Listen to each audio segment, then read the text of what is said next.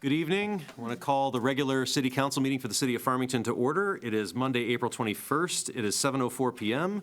And the first item on the agenda is a roll call. Clerk Bachman, will you please call the roll? Mayor Pro Tem Balk. Here. Mayor LaRussa. Here. Councilmember Parkins. Here. Councilmember Shaman. Here. Councilmember Taylor. Here. Thank you, full council. The next item on the agenda is the Pledge of Allegiance, and I have it on good authority that the junior optimists have come tonight to lead us in the pledge. You most certainly should come up here.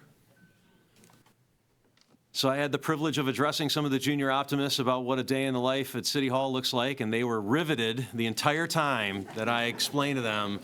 Tell them what you have. Yeah. for them. We have a giant heart. Oh, my gosh. Oh, wow. Wow. Well, Say thank you. dear Mayor LaRussa, is something going to jump out of this at me? Wow.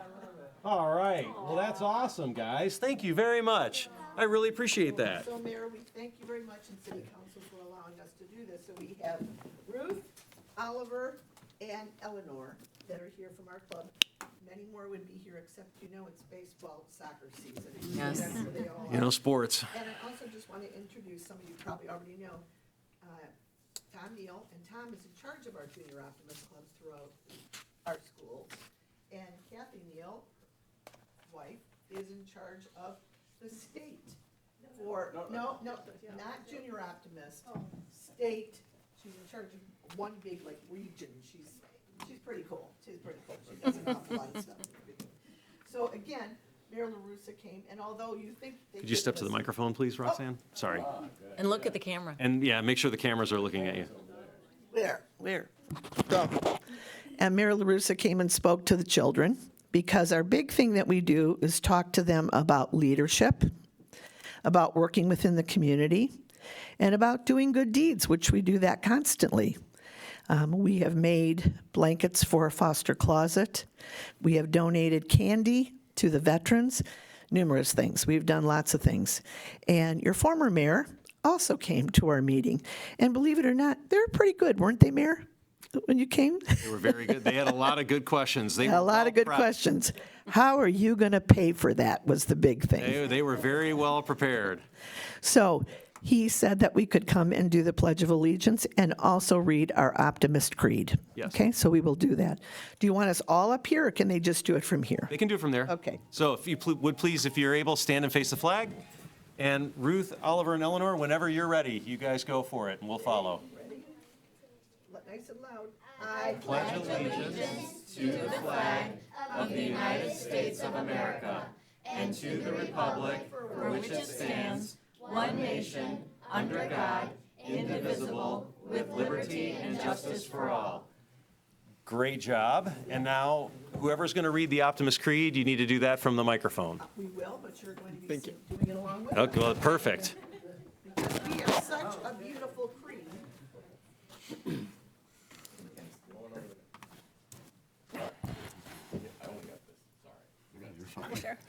Yeah, we can. I'll have it ready for us, okay? Ready? Go ahead. Promise yourself to be so strong that nothing can disturb your peace of mind. To talk health, happiness, and prosperity to every person you meet. To make all your friends feel that there is something in them. To look at the sunny side of everything and make your optimism come true. To think only the best, to work only for the best, and to accept the best. To be Be just as enthusiastic about the success of others as you are about your own. To forget the mistakes of the past and press on to the greater achievements of the future. To wear a cheerful countenance at all times and give every living creature you meet a smile. To give so much time to improve of yourself that you have no time to criticize others. To be too large for worry, too noble for anger, too strong for fear, and too happy to permit the presence of trouble. Can we get one picture if we stand in front? For sure, and I'll come around with the card if that's okay, and take a selfie. Please.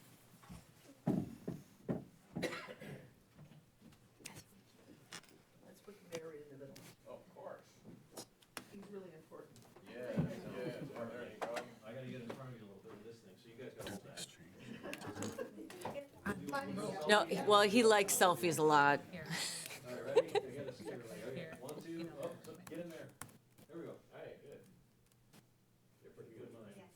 I mean, I've done it a time or two now. It's all good. Oh, there's more cameras out. Oh, no.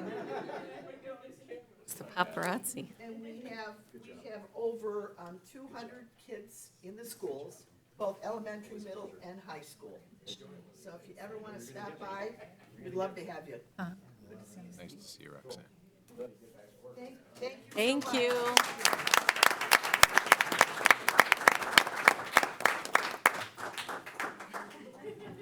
Everybody at home.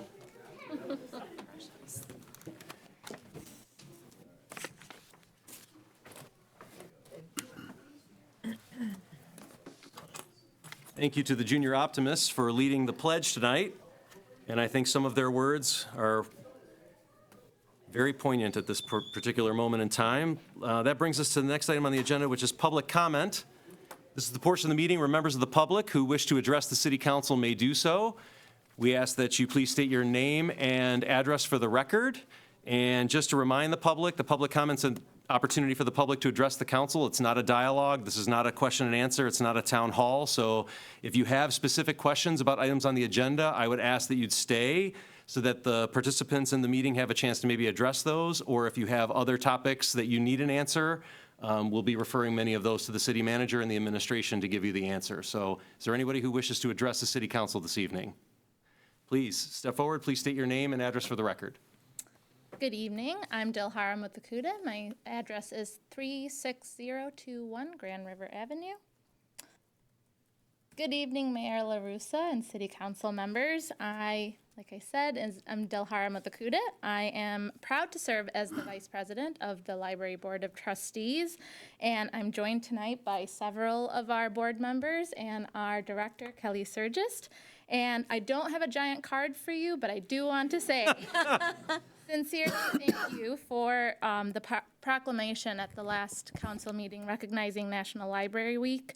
It means a lot to us to see the city recognize the treasure that is the library and the role it plays in our community.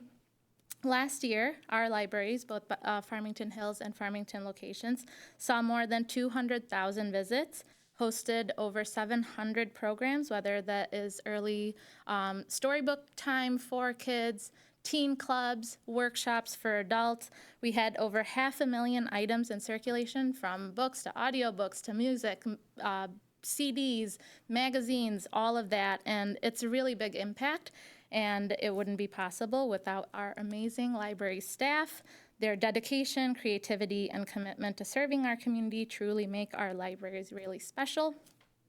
I also want to recognize our community members whose support, participation, and love for the library help us grow and adapt to your needs. We look at every single comment card that we get, so keep those coming. And so again, thank you for shining a light on our libraries and for supporting a space where everyone is welcome to learn, be creative, and connect with each other. We're grateful to be a part of what makes Farmington such a vibrant community. Thank you. Thank you for your comment. Is there anyone else who wishes to address the city council at this time?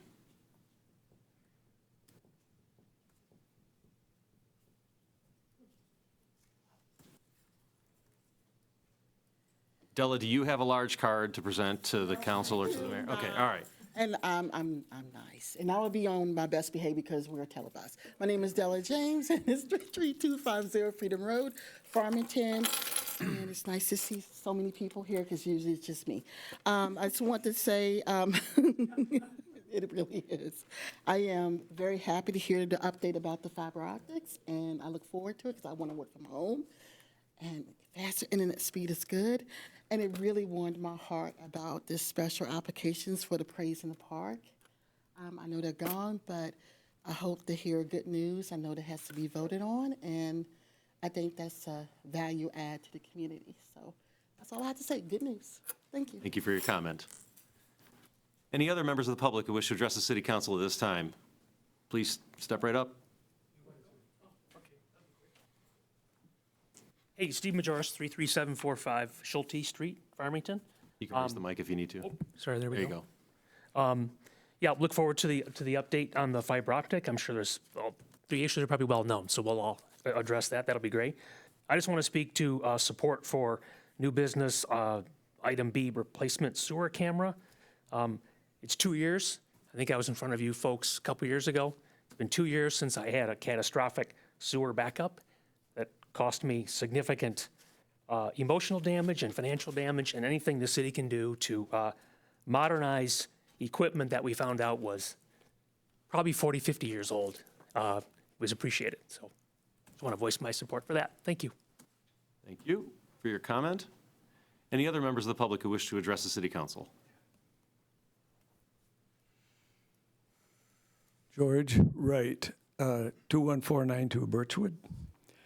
Briefly, my comments are just a couple of questions that I'm hoping that fiber optic will be able to answer or get involved in later on. I've talked to Joe and Chuck about this, but it still continues to linger in my mind, and I just hope that it's covered in some way.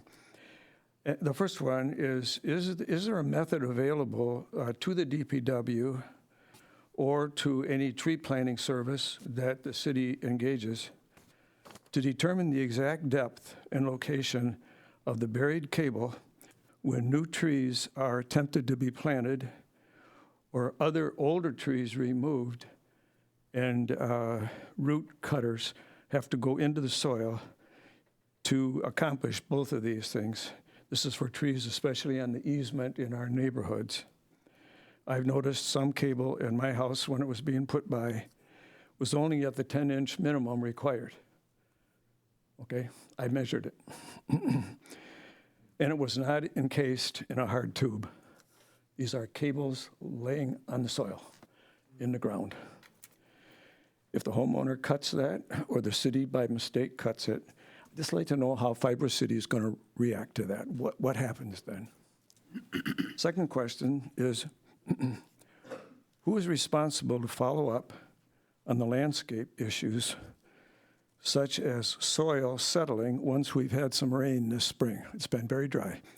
Once it rains and the soil settles, even though some work has been done to put soil in around these boxes and various holes, if that sinks down, who's going to come and repair it at that point? Will the fiber optic people come back?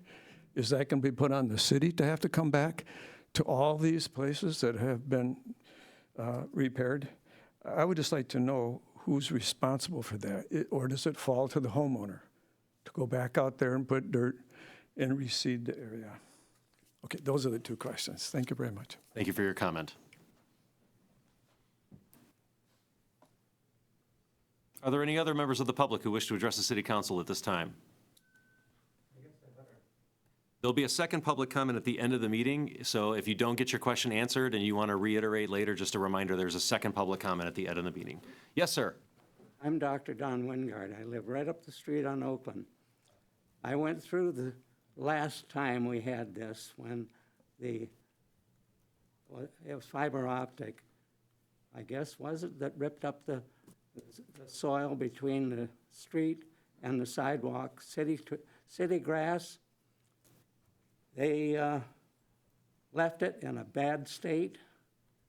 They did put some straw over it. They had a water tank come through one time. They sprayed it, and then we never saw anything of them again. And so some of my neighbors bought sod. The rest of us tried to replant the grass. The soil that they used was stuff that they raked up along the roadway with gravel in it and whatever. And there was no oversight to put our grass back in decent condition. Nobody ever followed up on it. And I didn't pick on Dave about it much. How much?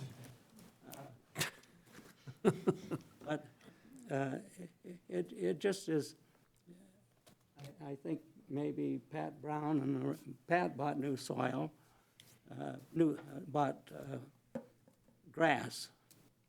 The rest of us still have very bad grass between the street and the sidewalk. It was poorly overseen and taken care of.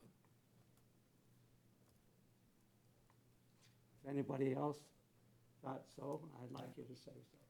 Thank you for your comment.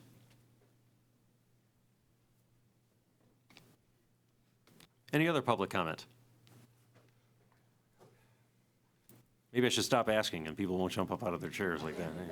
That'd be a really good I idea. keep fishing for it, then everybody jumps up. Hi, I'm Greg Collins. I live on State Street. My concern isn't so much about cosmetics with the fiber optic cables. It's more about what the company did and where they laid this cable. We have a lot of old houses in Farmington. Every year, 30 to 40 get a new sewer line from the house to the city main, and they dig right in that easement. My easement has the gas line this far off the sidewalk, sorry, and then another 5 or 6 feet to the curb of the road. What the fiber company did, instead of laying this line right next to the gas main, which would have helped, leave that rest to be able to be dug up when I need to do my sewer. Now, I feel there's going to be a lot of calls into the city from these sewer companies that are replacing people's lines, and they're going to hit that either the fiber cable or they're going to hit the gas line. Because now they only have about 3 to 4 feet to work with, because the cable line is 2 feet off the curb now, the street curb, and the gas line, in my case, is 1 foot off the sidewalk. So I know you're trying to minimize these gas main hits, but you're going to have cable, you're going to have optic line hits now for these people who start doing their sewer lines. So I spoke to Chuck about it, hoping he could get the fiber company to lay it right next to the gas line when possible. It didn't happen. I talked to the guy that was doing it, and he said the gas company wouldn't let him do that. Anyway, there's going to be different hits now, I think, instead of gas main hits. So thanks, guys. Thank you for your comment.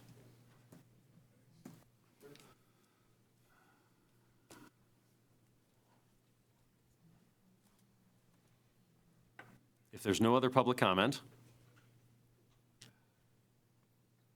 okay, that brings us to item 4 on the agenda, the approval of the items on the consent agenda. Is there a motion? So moved. Support. Motion by Mrs. Balk, supported by Mr. Parkins. All those in favor?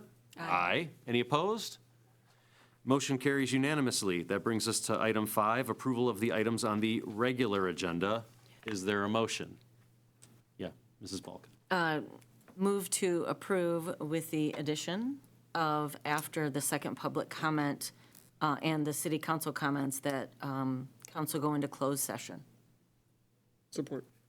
For the purpose of, For the oh, I have to say why? No. Oh, all right. I don't know if I have to say Yeah. why. For the purpose Acquisition of real of property. acquisition of property. yes. Okay. The motion's been made and seconded by Mr. Parkins. Thank you, Mrs. Balk. All those in favor? Aye. Aye. Any opposed? Thank you. Motion carries unanimously. That brings us to item 6 on the agenda, presentations and public hearings. Farmington Area Fiber City Update, Sci-Fi Networks, and Always Underground Incorporated. Do we have representatives from either or both of those organizations here this evening? Gentlemen, please take the microphone. Do you have any presentation materials that need to be displayed? You can see our tech is ready for you, but if you, no slides? Thank you, everyone, for attending. I'm just going to say some brief remarks in introduction here, and then I'll introduce our contractor, Bill Fenton, who's with Always Underground, to speak on the specifics and be our expert as the construction guy. So we are still on track as far as I know, and Bill can comment on this further, but we're still maintaining our timeline that we set forth, and we're making great progress here in Farmington. In my role, really, a few of these questions came up from this gentleman here about, restoration and what does that look like once we're out of there. And really, that's my job. And if you have an issue, if you call our 888 number, you will get to a call center in the UK. Someone will take a brief, synopsis of your message and then send it to me, and I will show up if needed in person, and we'll get to the bottom of whatever the issue is and have the contractor fix your lawn or, the dirt pile or whatever it is. So, we aim. Well, we have to make you whole again. It's your property. Although there is an easement there, you pay taxes on that property and are still the homeowner. So we want to make good on that, and that's a big part of this. So without further ado, I'll turn it over to Mr. Fenn, who will speak to more specifics. So I can answer. My name is Bill Fenton. I'm a managing partner for Always Underground. I've been working closely with all the folks here in Farmington and Farmington Hills. And I guess the best way to start off is, where are we in the completion of Farmington, right? That'd probably be the best place to start. So we have about 20% left of the city that we have to directional bore. This is just Farmington. Okay, we've done 80% of the directional boring. That's what you guys have seen with the bore pipes, the black pipes sticking up. We used black because some of the other utilities use orange, so we wanted to differentiate ourselves so it's easy to identify. Okay.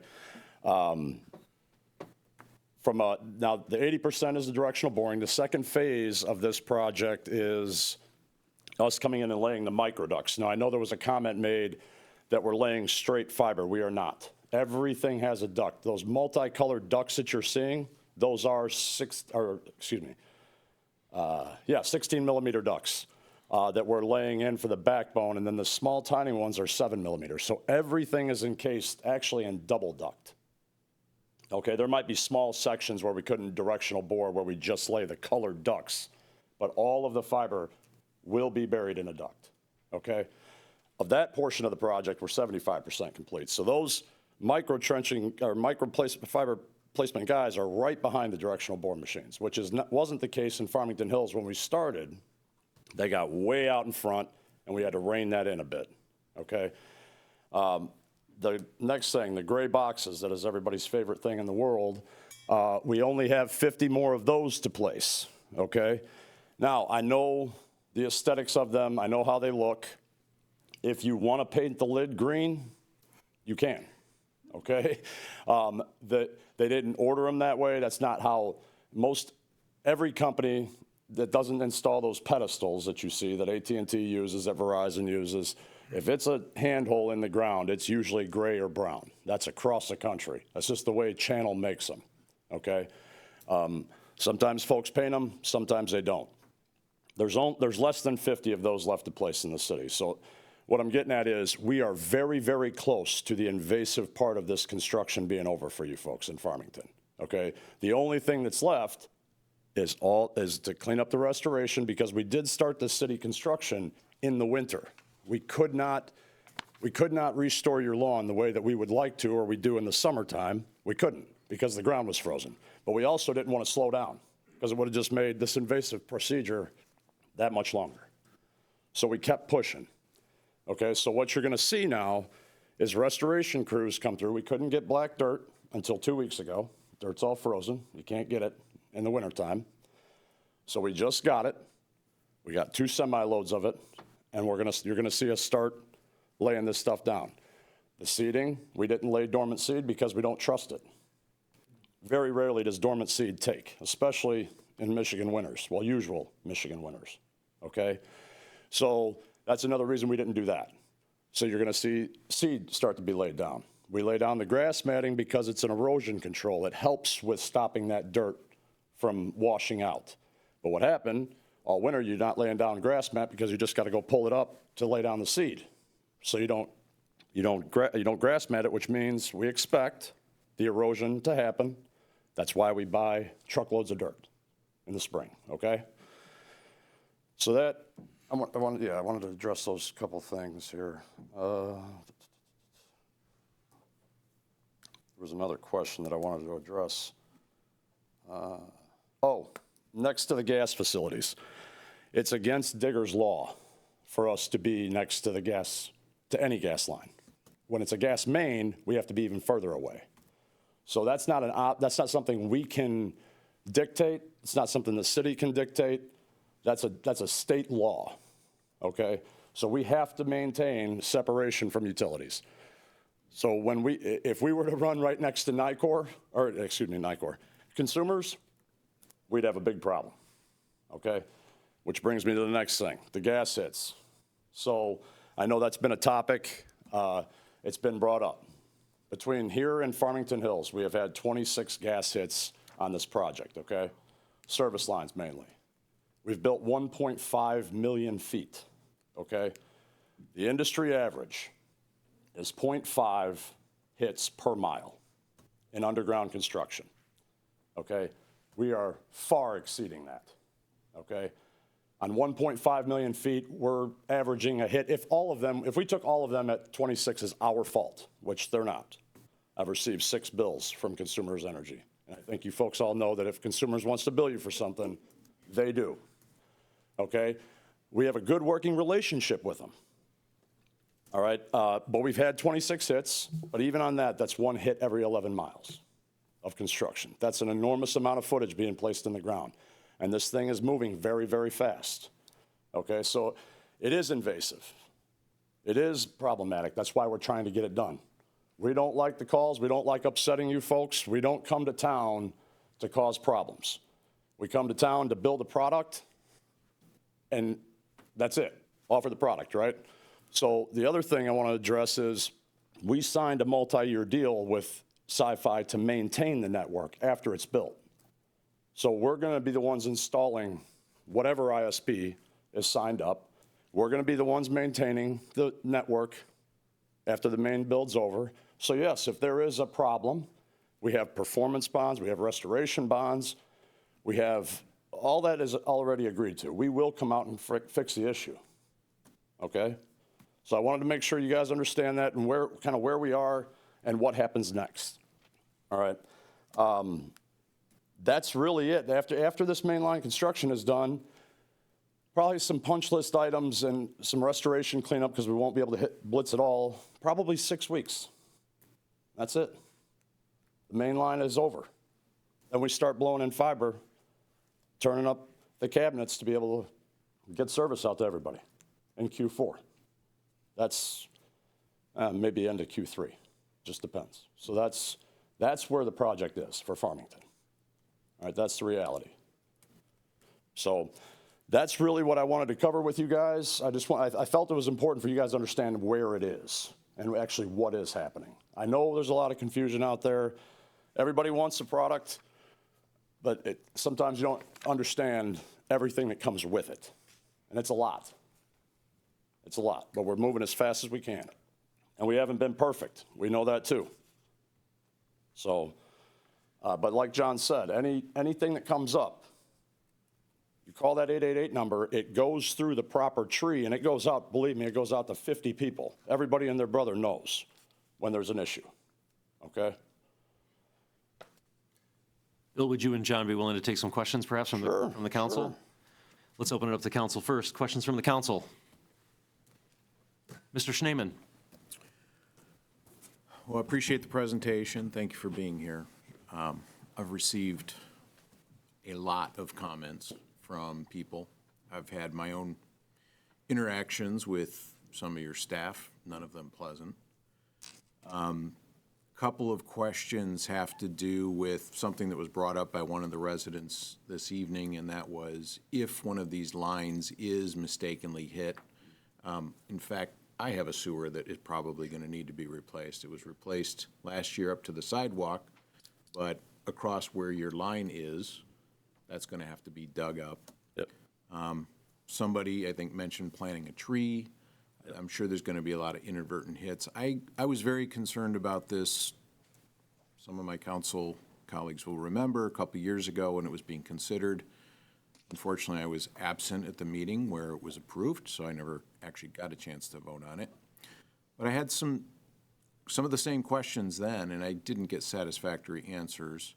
One of the answers to that question was that the homeowner would ultimately be responsible to pay for and repair the utility that was in the right-of-way. So Oh, no. I didn't get a satisfactory answer 2 years ago. Yep. What say you? I can answer that clearly. That's the question I meant to answer. So first things first, when the new sewer line comes in, they have to call in misdig tickets just like everybody else. We are the locating company. We come out and locate the Sci-Fi facilities, okay? Just like any other utility, when they see the fiber optic lines, just like they do right now for Verizon or any of the AT&T lines, they have to expose them. Sewers are put far deeper than this is, okay? They are used, every sewer contractor out there, especially one working with a municipality, is very used to avoiding fiber optic lines. The benefit of the depth we're at is it's not at the 4 feet that normally AT&T or Verizon or those are, which makes it harder to get around. All right, with ours, vacuuming around ours, they can literally pull that out of the ground and do what they got to do, then lay it right back on top and have the separation that they need, right? So it actually makes it easier, not harder. And from cutting it, if a contractor cuts a line, just like I said with the gas lines, I have to pay that bill. So if the contractor that is doing the sewer work hits a fiber optic line, they have to pay that bill if it was marked. If it wasn't marked, then it falls on the locating company, i.e. us, right? We'd have to go fix it. But that's how it works. So no, it would not fall on the homeowner. And if the homeowner goes out with a spade and wants to plant a bush and they cut the line? Yeah, if you put a shovel in the ground, right, this is Michigan law. You know, if you put a fence up, right, you got to call in locates. If you put a shovel in the ground, you need to call in locates. And I'll tell you something. A couple of the gas hits that we have had, the service line was 12 inches down. So if the person does not call a locating service because said citizen doesn't necessarily know that they need to do that, sure, and they sever the line, who's responsible to pay for the repair? They would be, because they did not call the 811. That's the same answer I got 2 years ago, which is why I had serious concerns about this project. Well, 811 knowing that they were only buried inches into the ground. Well, this is 14 inches, and I heard a gentleman say he found one that was, yeah, I'm sorry. I personally measured it. Yeah. There was an open ditch Yep. in my driveway. The men were there in their truck, and I said to them, are you gonna encase those 6 colored cables Yep. into the black tube? Yeah. He said, no, we're just throwing the dirt over on top. Yeah. Of it. I watched, before he did it, I measured it with Yeah. my tape. Yeah. It was 10 inches. I know what you're talking And about. who was supervisor of the project told me, you gotta be down a minimum of 10 inches, and it was 10 inches. But if somebody, after I sell my house, if Yep. somebody comes and wants to plant a tree on that easement, it better, I said to the manager, I said, can you plant a tree there? And his answer to me was, you better plant a bush. Here's what now I know what you're talking, now I know what is probably. We'd have to come by and take a look, but I guarantee I know what it is.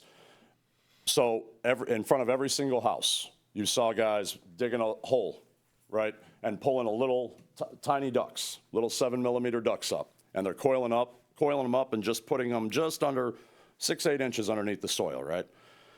That's the line that will eventually service your house. We're running it to a point in front of your house. So if and when you take service, the installer comes, connects onto that line. We do take it deeper when we install the service to the house. It makes it easier for the guy to get to that duct in the winter, right? So that's the whole purpose. So you've got the main line trench that is 14 to 2 feet deep. But in front of every single house, we pull this 7mm, and in some cases 2, or even 3, depending on the layout, ducts up to then be able to service those houses. We just we tie onto them, we just couple onto them, then we blow the fiber all the way to the house. So that's what you're seeing, if you're seeing them that shallow. But I'm more than happy that we can get your address, we can come take a look. Because just so you guys know, on top of us having QC folks out there, we have to take pictures of everything. Then there is a third-party entity that is out there with an inspector. We have to take these pictures. We have required pictures or we don't get paid. All right? Those pictures are reviewed every single night in the UK in the Quality of Excellence Center that they have. If there is a picture that is off, that picture gets sent to us, goes back down through the QC process. We have to roll trucks out there to make it right. Just so you understand the process. I know it may seem like there's not checks and balances because it's moving so fast and it's hundreds of items, but there is. Keep going. Another question. I I'm relatively certain there will be instances found where some of this infrastructure has actually been placed on private property, not in the right-of-way, my own property being one of them.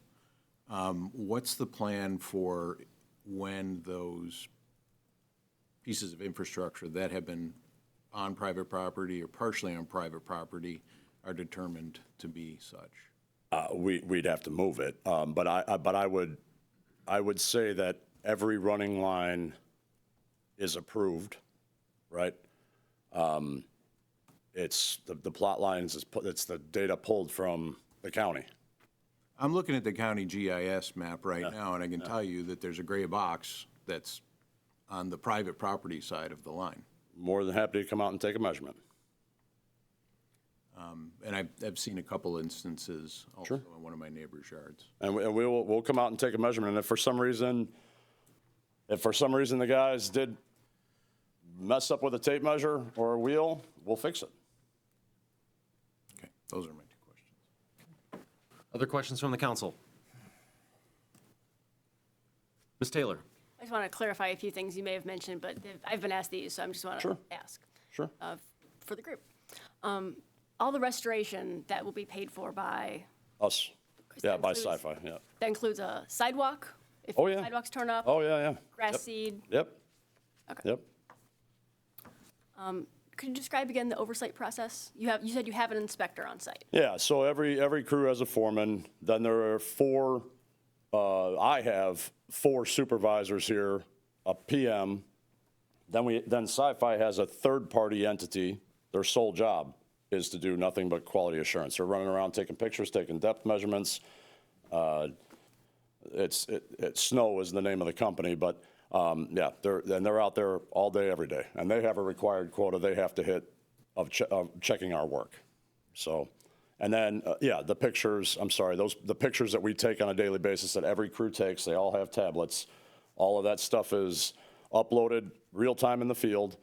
It is reviewed by 2 or 3 people in the UK. I forget how many work the overnights. They review every single picture. And if there's a problem, they kick that back to us. We have to upload the picture. We have actually 48 hours to upload the corrected picture. You said consumers had sent you 6 bills. Can you describe a little bit more what that implies? Oh, if that means we were at fault of hitting the service. For example, we might have had a mark.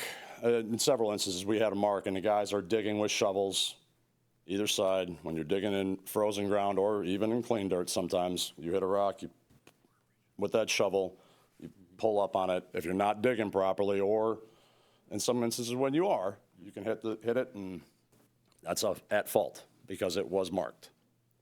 So that's the difference. And if we weren't at fault, it was either not marked or mismarked. And there's parameters of that. So I believe it's 2 feet to either side of the mark. There's a tolerance zone. So if they have a mark and we hit it 10 inches off the mark, we're still at fault.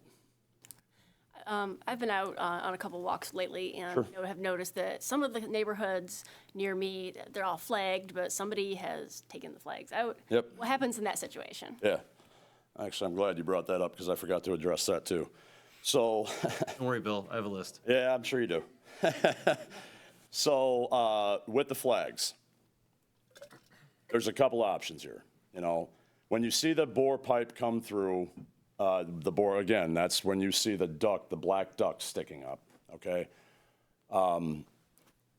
We still have digging to do. So if you pull the flags up, we're gonna have to wait, put that area on hold, call back in the locates, slows everything down. So the ask would be, please leave them for the next 5 weeks because we're gonna be done.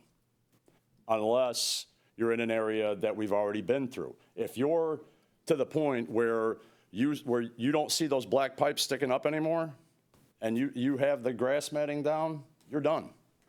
You're done. We're not coming in to dig anymore. If you don't have the grass matting down, given where we are in the city of Farmington, that would be my ask. Now, if this was January or February, I would say no, pull them out and we'll recall in the locates. But given we're in the 4th quarter here with 2 minutes to go, I would ask, please leave them. And here, if I'm back here in 2 months saying, hey, please leave them for another 5 weeks, you can crucify me.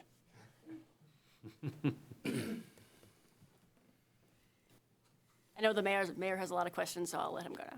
Okay. All right, fire away. So just to clarify, on the, if the grass mats are down, nothing else is going to be done? No. Okay, so if there's grass mat on your right-of-way, you can pull your flags? Yep. Okay. Thank you. Mr. Schneeman? Just to follow up to my earlier question, and you shared that ultimately, if a homeowner did hit and sever a line, that homeowner, property owner would be responsible to pay for the repair. If they didn't call in, if they didn't put in an 811 or locate request. Fair. Approximately, what kind of a bill would that homeowner be looking at, or that property owner? That depends on what was cut, but I can tell you this. Sci-Fi's not going to be, I don't want to speak for Sci-Fi, but I, in my experience, I've been building networks like this across the country for a long time, even in here in Michigan. It very rarely is that going to happen. They charge contractors. You know, it costs utilities $85 billion a year in utility hits. All right, that's how much. That's how many utility hits there are across the nation. $85 billion in damages. Okay? So they're not looking to go after a homeowner, unless a homeowner ripped up the whole right-of-way, you know, to do something that was just so out of line. I would highly doubt, but I'm not going to say that it hasn't happened. Yeah, I mean, that'd be a question for Sci-Fi, not for me. Well, they just happen to be here. And I would concur with the answer. That would not be politic for us to go after an individual homeowner unless it was something really exceptional and egregious. Yep. Okay. Planting a bush is not one of them. All right. Thank you. Other questions from the council?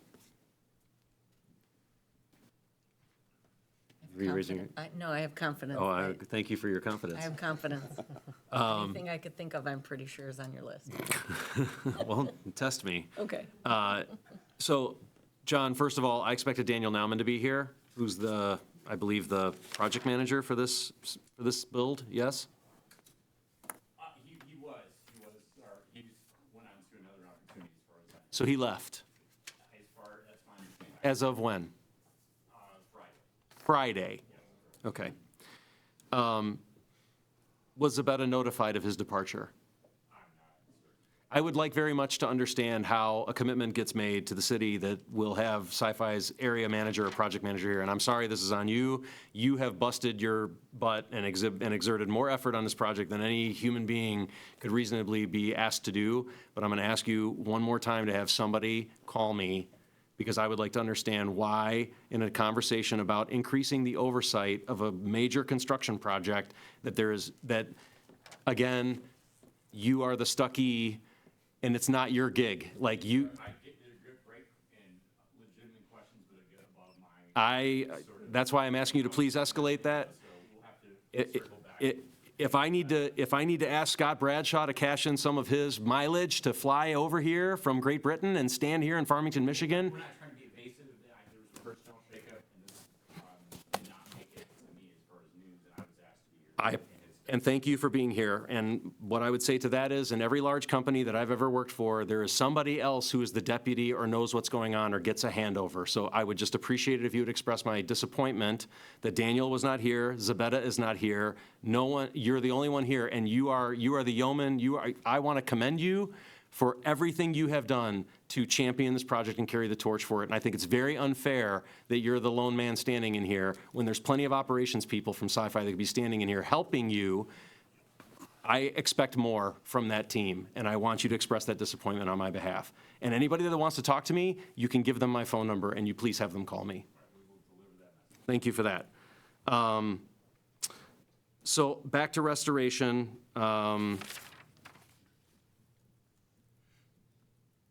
Do we need to call in any wholesale remarks for places we've already been? Because I know people pulled up their flags and there's tubes sticking up out of the ground. Oh, I'm sure we will. I don't have the exact locations, but yeah, we'll absolutely. Who does that? We do. We who? The foreman, when they arrive on the scene and say, there's pipes here and no flags, I should call a remark. Who makes the decision in the field? It's not made in the field. It's made prior to them ever going to. Okay, so somebody goes and checks the area.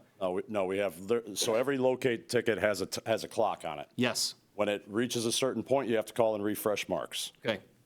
We have a dedicated team within AUI that's all they do. Okay. The marks on my street were made in January. Okay. People have pulled up their flags and there's black tubes sticking up out of the ground. I know you're coming back through there. Yep. How will remarks be triggered for these homes on my street where they've clearly pulled up their flags and there's still black ducks sticking up out of the ground? How will this work? What do you, we're going to call in the refreshes. Okay. Yeah, that's what they're called, refresh tickets. So we know in Michigan, there are 180-day tickets. Yep. Project tickets. We're calling in refreshes on everything if we have to go back in there. Because if we call them in January, yep, we know they're due. We have our group that does nothing but locates, they have a clock on all the tickets. Do those locate people canvass prior to the arrival of the work crews that are going to go do more? Oh, our foreman will go check throughout, as they're working through the project, they'll drive out what they got in front of them, yeah, but they're not the ones physically calling in the locates. Okay, all right.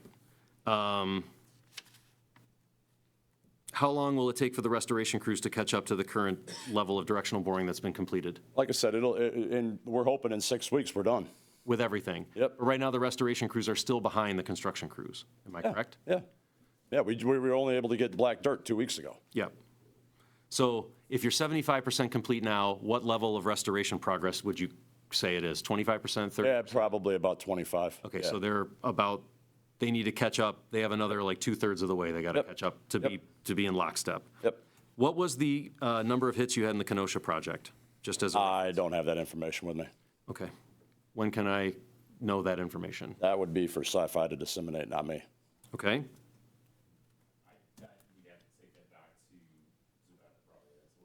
That would be very helpful. I would very much like to understand, for comparison purposes, the size of the Kenosha project compared to the Farmington Hills project and the commensurate number of utility hits that were made during that build, so that we can properly calibrate the public's expectation in another cold weather climate. Sure. I can tell you that build's 3.5 million feet and is almost done. It's about 1.2 million feet bigger than this one. It's bigger than this one, okay. Yeah. Yep.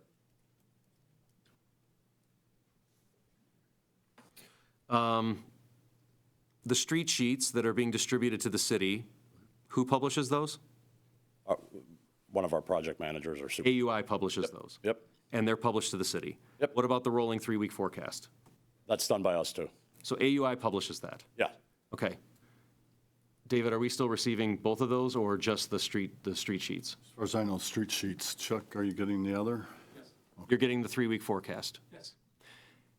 So I made an ask previously that we communicate this information to the public, and there was some discussion around that topic. Is there any reason we can't share that information with the public to let people know where we will be, when, reasonably, like not, you're going to be at this house at this time, but this week, we're going to be in this area, and if you are planning to go away or be somewhere else, just know things are going to be happening while you're gone. I completely understand the ask, and again, we don't have the ability to give, as AUI, again, that's something that Sci-Fi has to say, yes, go ahead. So AUI is publishing the information. If AUI received instruction from Sci-Fi to stop sharing that information, you would stop sharing it?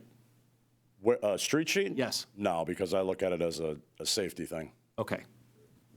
So no, I wouldn't stop. Okay. And the rolling 3-week forecast, same story? Yeah, absolutely. Okay. I look at it as a safety issue. Okay. Thank you for that.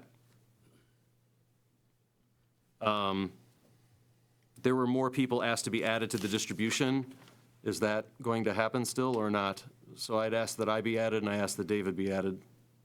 Yeah, we can add. Yeah, absolutely. The city manager and myself, please. Sure.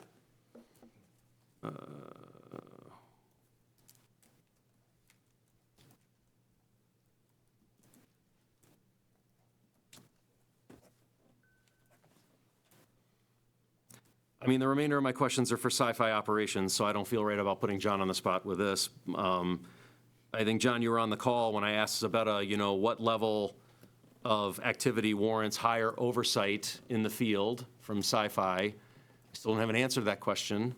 I would appreciate if Zabetta could call me and give me the answer, because it's been a week, and I was told I would get it last week. I would appreciate that. Mr. Schneeman? Just to follow up on your offer to come and Yeah, absolutely. give me peace that You got this it. giant gray box and cable's not actually on my property. Sure. I'm looking at the GIS data. It appears that it is on my property. Maybe you've got a survey that shows something different. The engineering company, NetPMD Solutions, when this was designed up, they provide over the permit drawings. The permit drawings were reviewed, they were approved. We go out and the only thing that deviates our running line is if that gas main or a water main or something is in the way of that, then we'll move it. But we're not looking to move it back, we're looking to move it forward. We've got, yeah, because it's a very old downtown. Sure. The infrastructure doesn't conform to standards. Sure. that we would have today. And for instance, the street that runs along the side of my property is 16 feet wide, and the right-of-way easement is 16 feet. Yeah, okay. And I know that you didn't cut up the road or go under the road, you're outside of the road. Right. So I guess I would love to take you up on that. Is there a Sure. way I can get in contact with you? Yeah, absolutely. Great. I'll work through the city manager. Yeah, they absolutely have my contact info. Very good. Because I may want to plant some shrubs there. Okay, that's fine. Bill, can you refresh the public's memory where the AUI office is located, please? It's in it's on Folsom Road. I'm going to draw a complete blank on the address here. I got it in my phone. No, I think the point is that you're here. Yeah, we're here. You're not some We're not nameless, going faceless. anywhere. We Yeah. signed when we came in here to build this, we already had operations in Holland. We've done a bunch of projects over this way. I've built in Oakland County for 28 years on different projects. So we're here. We're not going anywhere. Our installers, when it's time for you guys to start getting service, which we're slowly doing service in Farmington Hills, my installers will come into the market. I mean, and it's going to be us installing the services in your homes. It's going to be us responding to the trouble calls. If something gets cut or damaged or something goes down, we're going to be the guys out in the middle of the night getting it back up for the businesses, for everything. So we're not going anywhere. Bill, John, unless there's anything else from the council. Ms. Taylor, yes. So, yes, could you refresh our memory about what happens after this phase is done? So right now we're doing the curb, but that doesn't get to everybody's houses yet. Yeah, no. So, that's okay. So once we get the fiber in, and we do this fiber in pieces, because those ducts, you see all these bundles of ducts, they go every which way. So once we start getting the fiber in, we provide a list of serviceable addresses, they call it, over to T-Fiber, and there's another ISP, I don't know, has been mentioned. Stellar. Yeah, Stellar. They're going to be more MDU focused and more commercial focused, but T-Fiber gets a list of serviceable addresses. They will start peppering you, trust me, with opportunities to now get service. We've been turning, every single feeder that we turn up is about 280 addresses. So they're getting the addresses in about 750 addresses at a time. Well, they will be here in another couple weeks. In the wintertime, we really can't do place the fiber the way that we want to, so we just wait until about this time. And we're starting to place a lot of it because of all the construction that we did all winter. So once that you get a notice that you can get service, there's 3 phases to an install. The first one is we come out, that line that I was talking about that's real shallow, right? We take that out, we run a line to your house, wherever you're gonna want the little box about the size of a cell phone that gets mounted on the side. It's not one of those big ones, it's real tiny.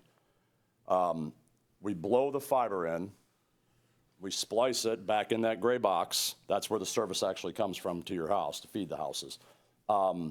We splice it in that gray box, we splice it up at your house, then that's the prep work, right? Now the home's ready for service. You'll make an appointment for the installer to actually come into your home. When we come into your home, in 30 minutes, we're out of there.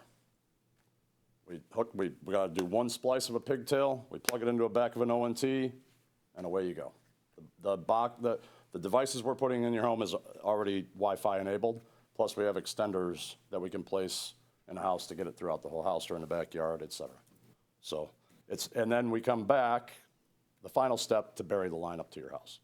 Because obviously we have to put in locates.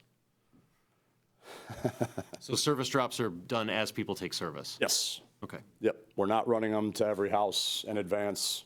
That, believe me, that's why you way said, more invasive. that's why you said when the mats go down to pull up the flags. Yes. You're not yes. doing it anymore. Okay. Yeah, because we'll call in fresh locates, and when they come to locate for your actual service being done, we need them to mark up. They're still going to mark the right of way in front of your house, but just in front of your house, and they're going to mark all the way up to your house, so we know what's in our way leading up to it. Okay. But once we bury that line, flags can come out. No matting. You can't even tell when we bury that. The cable companies have some underground plant around here. They do the same exact thing. They run it on top of the ground in the winter, then they bury it, or even in the summer. It'll only go down about 6 inches, and they do it by hand. They seam it back together. You can't even tell they were there.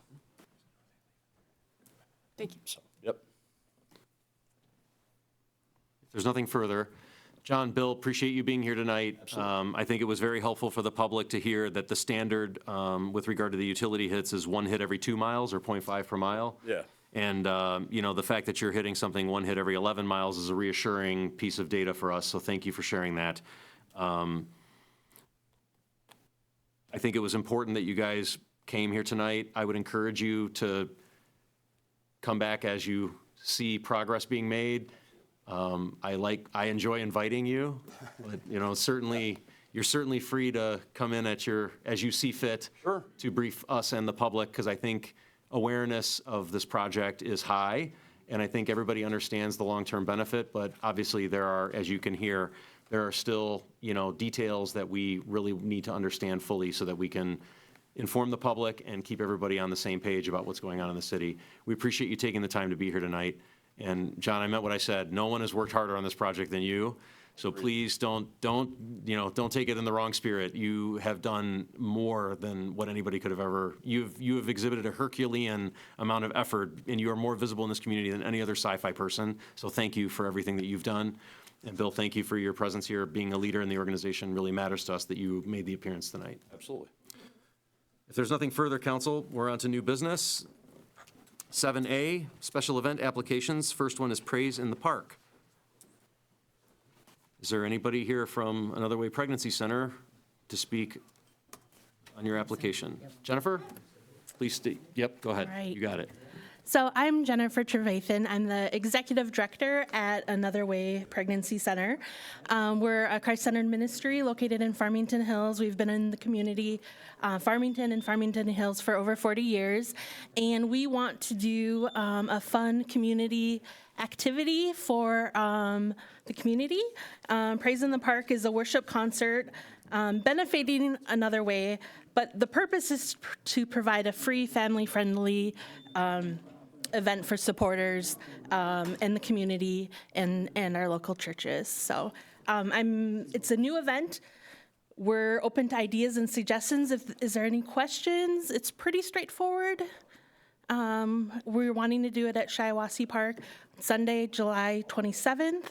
We're hoping to use the parking lot of Our Lady of Sorrows to help with that, and we're expecting 150 to 300 people. Questions from the council?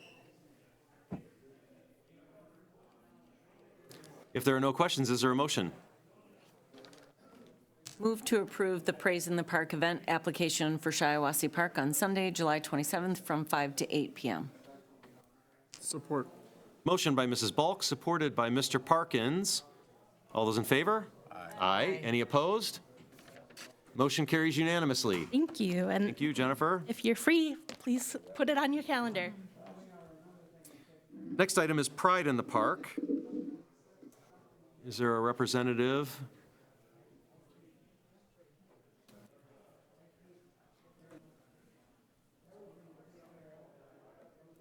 Hi. Go for it. I'm Renee Snodgrass, and I'm a member of one of the churches that's actually putting together and sponsoring this event. Hi, my name is Argo Kramer. I'm a representative from Unitarian Universalist Church of Farmington. I run their youth programming. And I'm Pastor Dale Milford. I'm the associate minister at Narden Park United Methodist Church at 11 and Middle Belt. Okay. So we want to put together an LGBTQ Pride Fest in Farmington in Shiawassee Park. And we're, we've got this planning committee, we're putting everything together. So we need to amend our date slightly because I think the park was already booked on the date that we'd originally picked.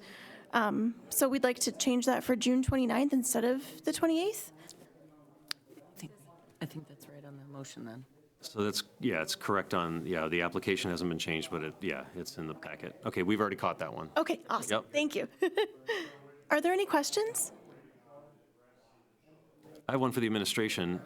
It appears the application form is different. In the other one, they had to disclose what amplification and other things were going to be done for the music, and this one, it doesn't. So I'm just wondering if we've got two different forms floating around, or can you guys describe, you said you're going to have music at the event. Can you describe, simply because it's not in the application, like what exactly are you doing? Yeah, so we're hoping to have amplified music, like a band, an actual live band. Okay. If there are, noise concerns or things like that for a Sunday afternoon from 2 to 5, we'd be happy to change that around. But that's our plan for right now. I just think those details will need to be shared. So how are you going to get to electricity? Like, how are you going to, just stuff like that. That usually gets documented and so just expect the question. Absolutely, yeah. And we're putting the band in the gazebo, which does have electricity? Yes, in the pavilion. So that's where your band will be, is in there? Yes. Okay. So we know there's electricity there. And then food was yes, possibly. We're still trying to find food truck vendors and nail those down, but that would also be, would go along with the, I know that we'd have to submit those to you because they would need to be licensed and inspected, so. Well, correct me if I'm wrong, but I think the food trucks, if they're included with the special event application, then it's all included in there. But we're saying no food trucks in this application. So then it would be subject to the mobile food vending ordinance if it's not part of, or they have to amend their event application, or what's the best way? I think they'd be subject to the mobile food vending ordinance. I'm gonna have to take a look at the special events though to see if they need to amend it to put them together. Yeah, because right now your application says no food trucks. And it says no, so if you add those later, rather than go under the mobile food vending ordinance, which could be different, Okay. amending your application might be a smoother process for you, but I would defer to the administration's judgment on that one. Just know that if it's approved, right now it's approved, no food trucks. Gotcha. 'Cause that's okay. how it was presented. Okay, sure, we can do that. Thanks, sorry about that. No, I just want to make sure you're aware, because if you guys add them later, you want to get them in. Yes. Trouble. Yes. Any other questions from the council? Mr. Schneeman? I didn't see it on the application. Is the event open to the public? Yes, absolutely. absolutely. Yeah. Right. How are you advertising? Predominantly social media. Yeah, but we're also going to have flyers out in public places, and we're going to work with the other, I think it's like 5 churches that have come together to sort of co-sponsor the event. So we're going to be talking to all of those parishioners as well. If there's nothing further, is there a motion? Move to approve the Pride in the Park event application for Shiawassee Park on June 29th from 2 to 5 p.m. Support. Motion by Ms. Taylor, supported by Mrs. Balk. All those in favor? Aye. Aye. Any opposed? Motion carries unanimously. Thank you very much. Thank you. Thanks for being here. We'll get back to you about the trucks. That would be great. The next item on the agenda is purchase replacement sewer camera and PACP software. Mr. Udi, welcome back, and the floor is yours. Good evening, Mayor and council members. Yes, tonight we're requesting approval to purchase a new sewer televising camera, PACP software, which will be used for cameraing approximately 39,000 lineal feet of sanitary sewer, primarily in backyards and side yards of homes, which has become problematic in the last couple of years. We've demoed out 3 or 4 different camera systems. We involved staff who will be operating the camera system to see which one they were most comfortable with, which gave them the most abilities. And they all thought that the Rapid View iBox system was the most reliable system and the user-friendly system that they could do the best quality with. So we've actually spoke with several, with Pipeline Management about the system, and they consented that it was a very good quality system. Should provide us many years reliable service. Thank you, Chuck. Questions from the council? Yeah. Thank you.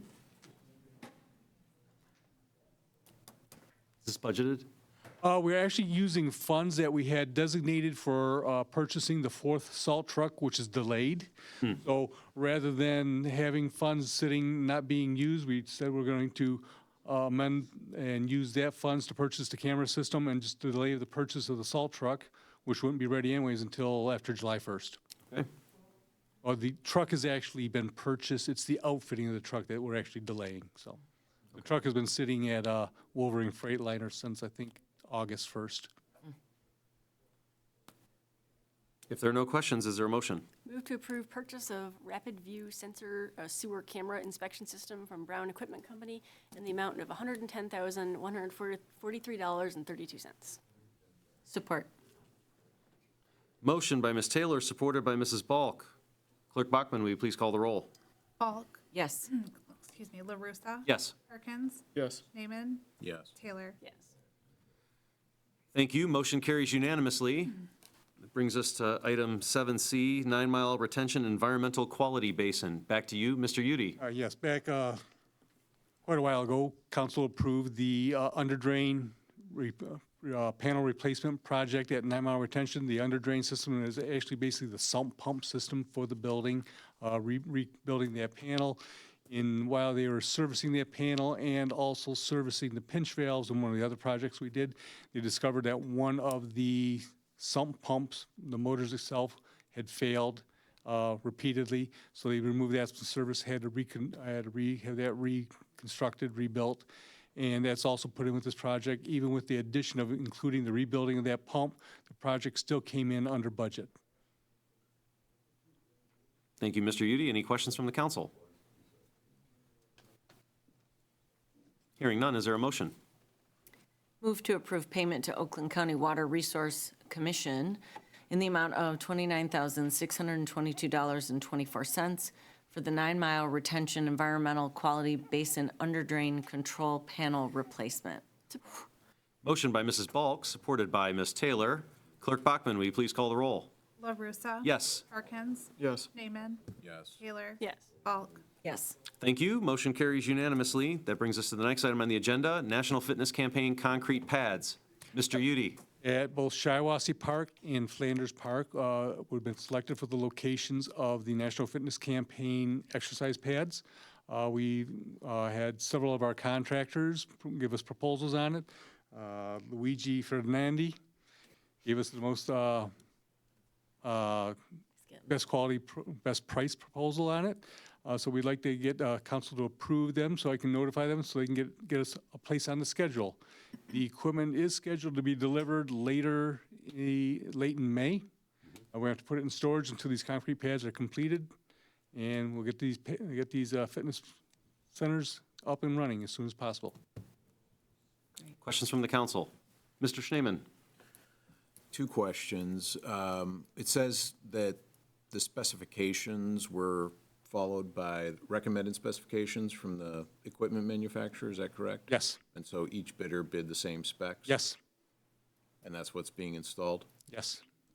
Second question, we talked about the fact that we're currently in the midst of a master plan update that includes our parks. I believe that one of them's already been located for one of the locations, but the other in Shiawassee Park, to my knowledge, has not yet been located. But it sounds like this is going to be happening quickly.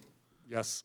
So, and that's where we need city council's opinion to meet with myself and city manager at the park to get where we think it should be placed. well, we were hoping to have the master plan committee at least expedite that decision as a part of their work. I guess I would ask the city manager, is that something that can be done? Is that the master plan or the Park and Rec Master Plan Committee? The Parks. Parks Committee. Yes. Is that something that can be done? Sure. I mean, we can ask. Pick a spot where to put it? Yeah, that can be Right. done. But no. You asked me if that could be done. Do you want them to go out to the site and pick one? They don't have to go out to the site. But if they want to, that would be fine also, but. I think it'd be needs to be advantageous to done. visit the parks to see how the lay of the land is, to have the right location, so you're not having the potential of the exercise equipment not being accessible due to high water if we get a heavy rain event. So, Well, the park is a floodplain, so at some point, it will probably be underwater.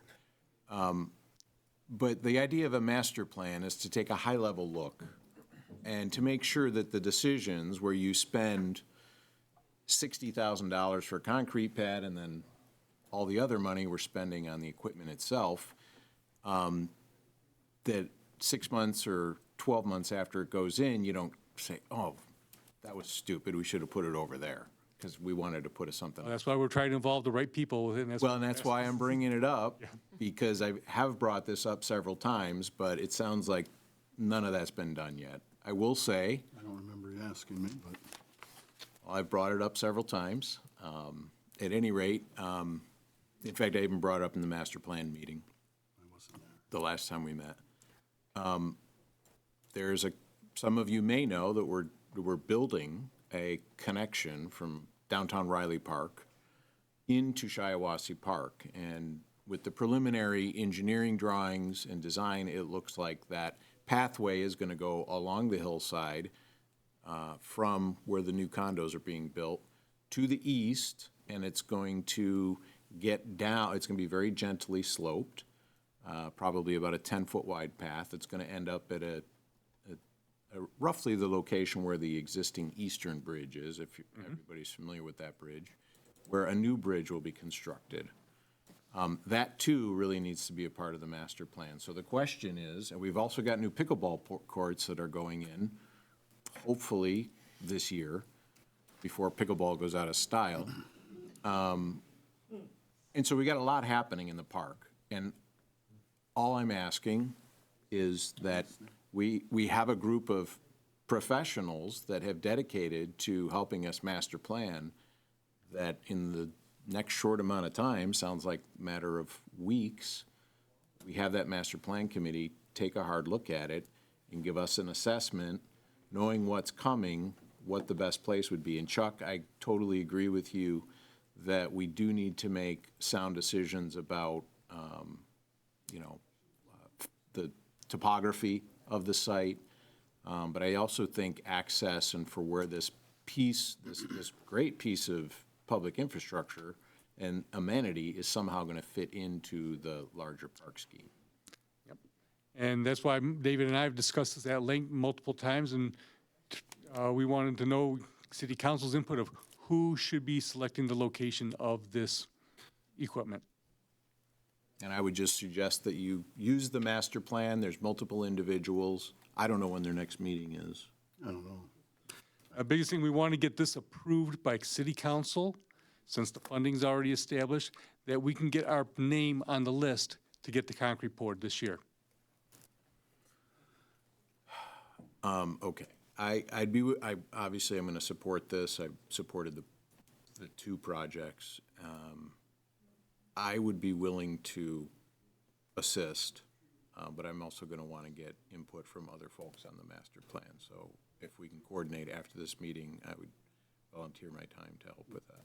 Tomorrow I'll call OHM and tell them we want the Park and Rec Committee, Master Plan Committee, to take a look at this. Maybe we can get something out to them ahead of time to see if they want to go out and look at it, or make that optional for them. Yeah, I'm pretty certain it was discussed, it was brought up in the meeting. Well, I know it was brought up because I was there and I was the person. It was in a different that brought it subgroup, up. is my recollection. It that was a you- different subgroup. It was a different subgroup that was not, was visited there. Something further? No, thank you. Ms. Taylor, did you have something? My question was asked and answered. Mrs. Balk? Same. Okay. My understanding was OHM assessed the possible locations based on the design of the boardwalk, the path down the hill, and that they had chosen a couple of spots for some of the pedestrian traffic flow, that this should be located near one of the pathways, because people are going to naturally be using the pathways and want to step off to do this. We didn't want it in the middle of the green space, right plopped in the middle of the grass where people aren't going to go work out.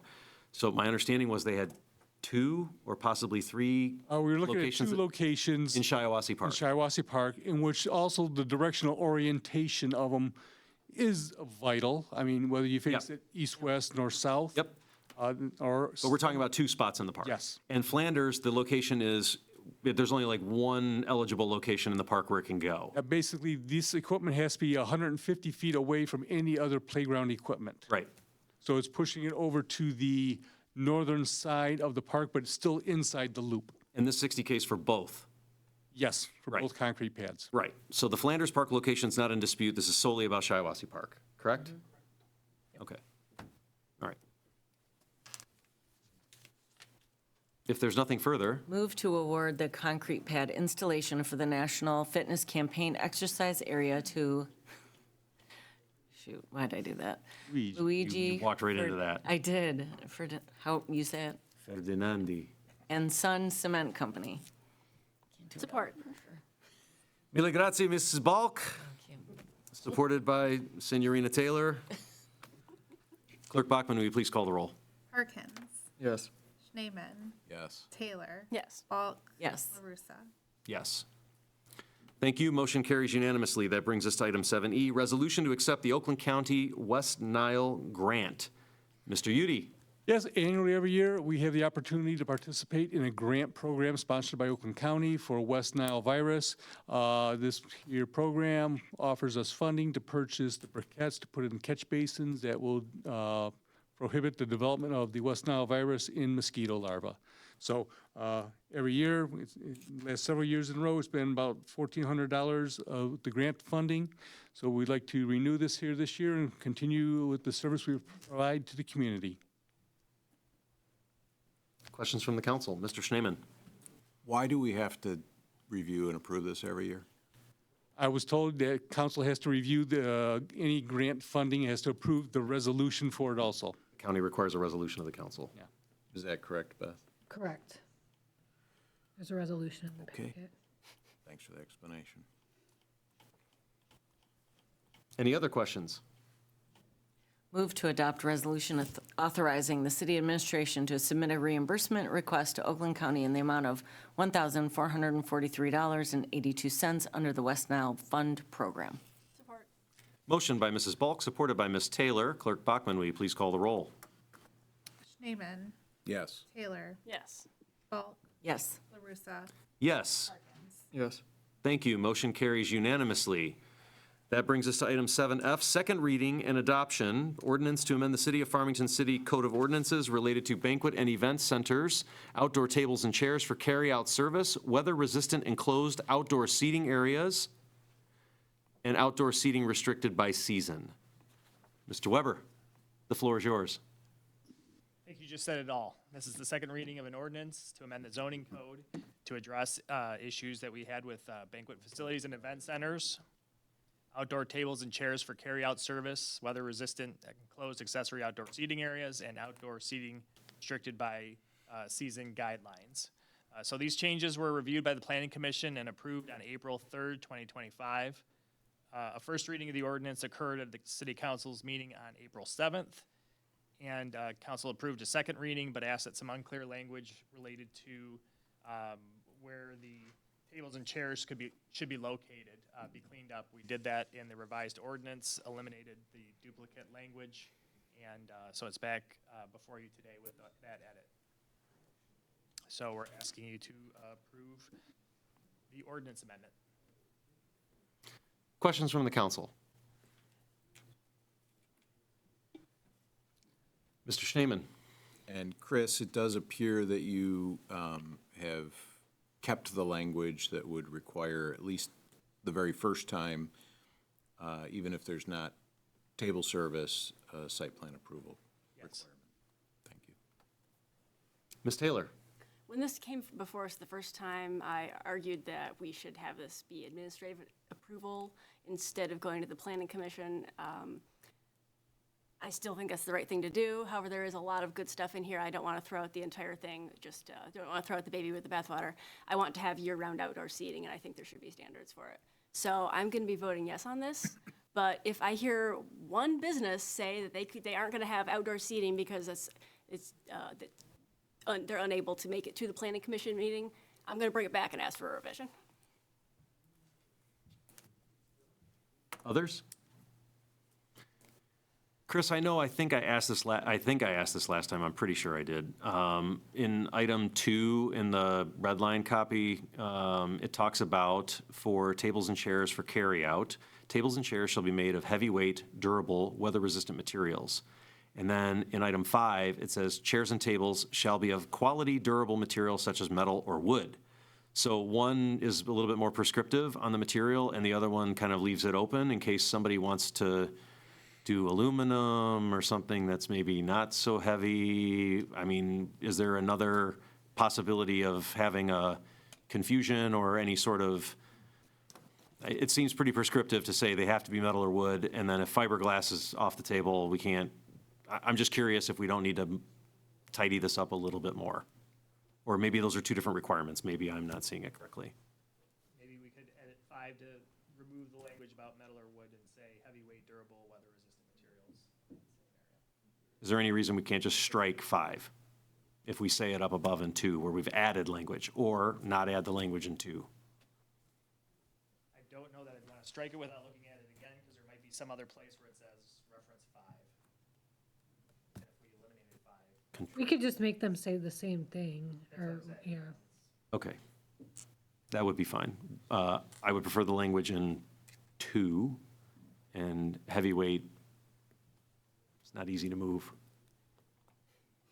So is there any openness to maybe just durable, weather-resistant material? That sounds great. Heavyweight is where I maybe still have a little bit of, I don't know, it's a stopper. I just feel like, if it's durable and weather-resistant, I don't really care how heavy it is. I'd rather it be light if I'm moving it in and out every day. Mr. Schneeman. Well, the city and DDA put out chairs every year that are not heavyweight. They're quite light, in fact. They're made of lightweight aluminum, so I don't see any reason to have that language in there. Quality, durable, weather-resistant materials. Deal. Got it, Beth, or? So section 2's amendment, and then section 5 will say the same. Yep. If there's no other questions, let the mover please state with the amendments as stated. Anybody want to take a crack at it? Move to approve ordinance to amend the City of Farmington Code of Ordinances, Chapter 35, Article 7, Section 35-102 and 35-158, related to banquet and event centers, outdoor tables and chairs for carryout service, whether it's enclosed outdoor seating areas and outdoor seating restricted by season, with the discussed amendments. Support. Motion by Mr. Parkins, supported by Mrs. Balk. Clerk Bachman, one more time. Parkins. Yes.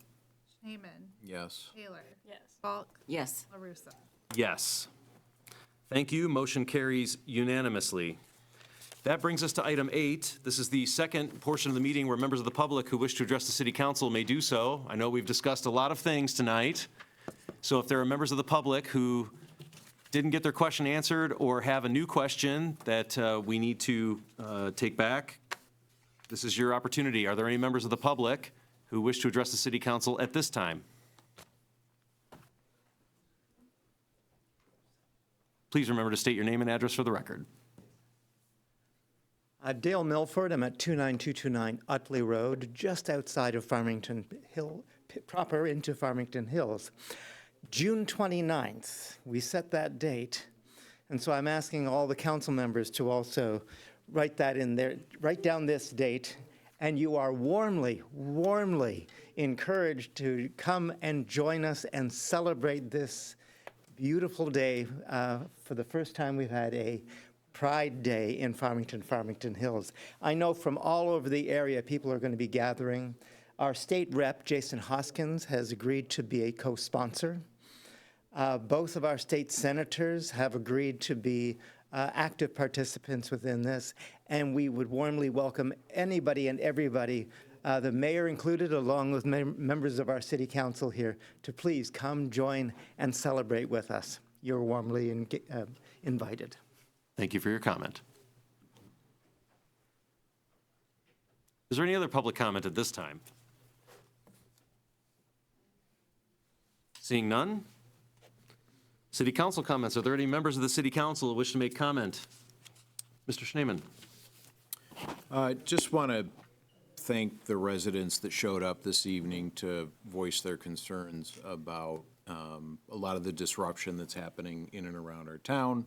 I mean, if you live here, you've experienced it. I did mention a couple of personal interactions that I've had that were, as I just said, less than pleasant. Hopefully, the gentleman's offer to resolve an issue, that we can get that resolved. But I do want to say that the work is being done in the public right-of-way, or it should be being done in the public right-of-way if it's being done properly. And that is typically outside of our private property. And so the hope is that once we're through this painful stage, we'll have an opportunity for some excellent and very reliable high-speed and hopefully affordable high-speed internet access citywide, including in our public spaces. So we hope that there's a light at the end of the tunnel on this, that it's not a train. And I do appreciate the mayor's efforts to bring in our guests this evening and answer some questions. Thank you. Thank you. Mrs. Balk. I'd like to second my fellow councilperson's comments and just say that I have really appreciated that this evening was a peaceful discourse. We had an original meeting with SoFi, and that was less than pleasant to be up on this dais at that time. And so I really appreciate it. I appreciate when people reach out to me. I appreciate that they're willing to have a conversation with us. And, you know, we live here too. And that's, I answered one gentleman last night and I said, you know, I'm literally your neighbor. I have one of the gray boxes. So we're living it too. We all live here. And we all want what's best for the city. So I just wanted to reiterate that we don't go into any of these decisions lightly, because I walk the town all the time. And so I know people will find me and tell me what they think about things that we decide. So, and I like that when it's a kind discourse. Other kinds, maybe not as much. Amen.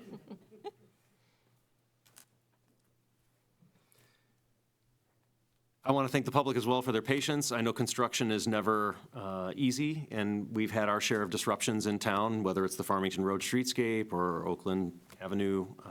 You know, SiFi's bringing a very large project to the totality of Farmington Hills, and you heard some of the size and scale of that. But, you know, we also had some cool stuff on the agenda in addition to SiFi. So I appreciate the engagement. I want to thank the Junior Optimists one more time.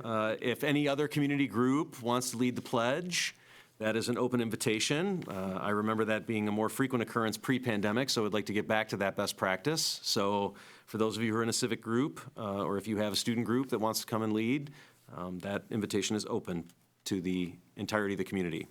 If there's nothing further this evening, we're at item 10, which is a motion to go into closed session for the purposes of property acquisition. Is there a motion? Move to go into closed session for the purposes of property acquisition. Support. Motion by Ms. Taylor, supported by Mrs. Balk. Roll call. Yep. Clerk Bachman, one more time. Okay, let's see. I think next is Councilmember Schneeman, Yes. Yes. Taylor. Yes. Falk. Yes. Herzog, Yes. Perkins. Yes. Council is now in closed session. Members of the public who wish to stay till the last possible second when we adjourn, you are welcome to stay in the people's house as long as you want, but we have to go into the conference room.